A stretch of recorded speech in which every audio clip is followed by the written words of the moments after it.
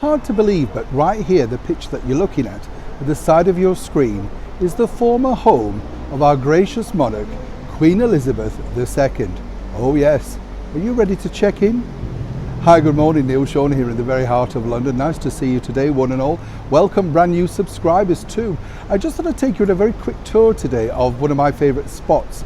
Many years ago, while I was a budding thespian, I used to work at a lot of these, yes, thespian by the way, I used to work at a lot of these London hotels, you know, in between jobs, resting as actors and actresses call them. I just call it no work, you know what I'm saying?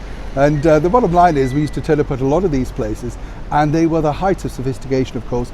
5-star deluxe hotel, which of course the London Intercontinental on Park Lane is. But this particular site has a massive royal connection because way back at the start of the last century, this was the former home of course, the Queen Mother, and then before, of course, he became King George. And it was the childhood home of Queen Elizabeth II, then Princess Elizabeth. That's right, 145 Park Lane was the former home. And this now is the site, as I say, of a very expensive hotel here in the very heart of London. Beautiful inside, by the way, very nice. If you can afford to stay here, do. If you don't have a lot of money, as I've said to you before, just go in the hotels. You know, they're very nice, they're very welcoming, and you get a feel of the place and exactly, you know, what it must be like if you'd won the lottery.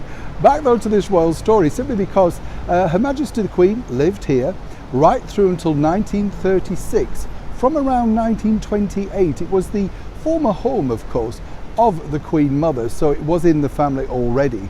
And what's interesting to note is that, as we now know, in 1936, basically they all had to move into Buckingham Palace, which is really a stone's throw away. It's not far at all. But apparently Princess Elizabeth and Princess Margaret, as they both were, really missed this home. Now, I'm not surprised. It had 24 bedrooms, a ballroom, a day nursery, a night nursery, servants for around 35 to 40 people. And of course, huge reception rooms as well. Incredible place when you think. And of course, you know, this really was the place to live, just off Park Lane. Lots of houses like this, so it wasn't really a rare thing. You know, people have sort of said, oh, you know, ostentatious wealth, but not really. Lots of rich people lived on here. And of course, they were members of the British monarchy. It wasn't just Princess Elizabeth and Princess Margaret, though, that didn't particularly enjoy moving down to Buckingham Palace, because Buckingham Palace, even then, although it's been refurbished now, wasn't that great. You know, it hadn't been done up for many a year. Very drafty place. I've filmed in there often.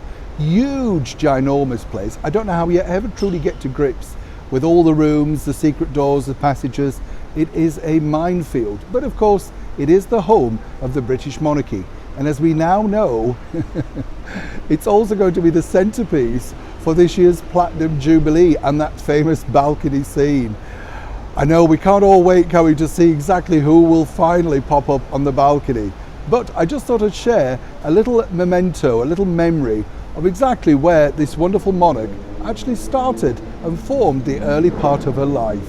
If you get a chance, you can get a number 9 bus. It stops just outside on Park Lane and it's literally round the corner. Oddly enough, I thought there was a plaque here, but sadly there isn't. There is in Bruton Street, which I've shown you many times before, of where she originally was born and the former home. But that too got pulled down. They didn't save things back then, did they, in historical context? They would today. Even when I went into the hotel today, I said to a few of the staff, do you know what used to be here in the Royal Connection? Nobody knew. Incredible, isn't it?